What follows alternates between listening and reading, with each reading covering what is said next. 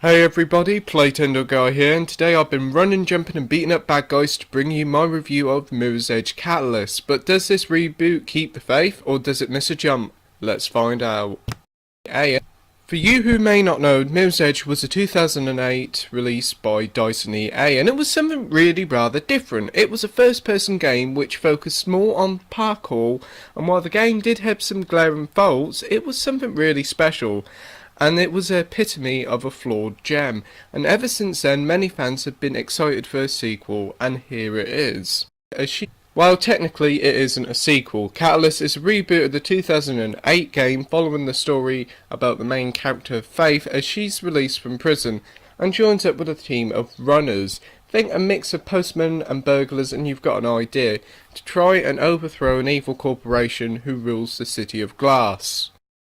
Story-wise, the game is disappointingly weak. While the tale does sound pretty interesting in my little description above, alas it just feels flat and boring. The same could be said for the script. While the voice actors are actually fine, the script is also pretty poor with some cringy dialogue here and there.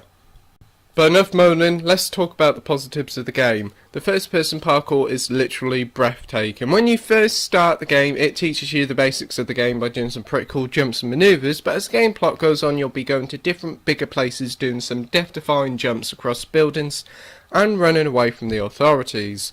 It should be said these moments are absolutely exhilarating, and still after all these years there's nothing quite like this on the market. If you're slightly scared of heights, expect your heart rate to rise. When you're not completing the main story, you'll be exploring the City of Glass, a stunning dystopian future set city that's bright, beautiful and at times absolutely stunning. The map size of the game is actually pretty decent, filled with loads of things to do once the 8 to 10 hour main story is finished. There are side missions to complete, races to run, billboards to hack, delivery for folk, which is fine. There's also hundreds of useless collectibles to nab throughout the story and exploring the city. It's okay if you like finding these knickknacks, but there's way too many for me to care about. There is also some social features that allow you to create your own time trials and rival other players and friends. It's a cool addition that will make you come back for more.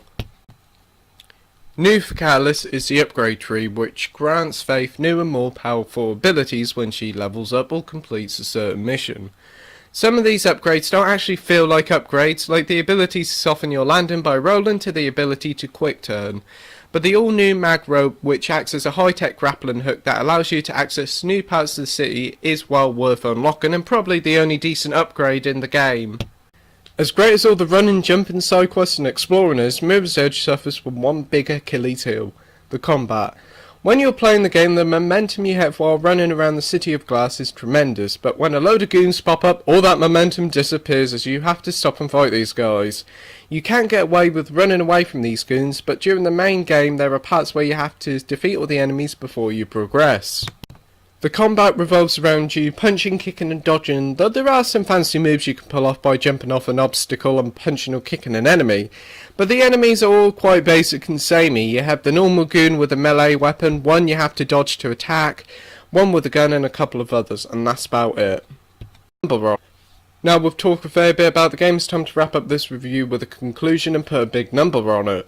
Mirror's Edge Catalyst is a welcome return to the first-person parkour world of the City of Glass.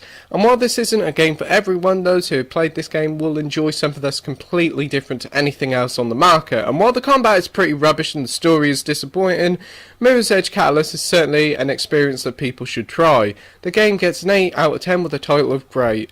Thank you for watching my review. Like, rate and subscribe and keep on gaming. Bye!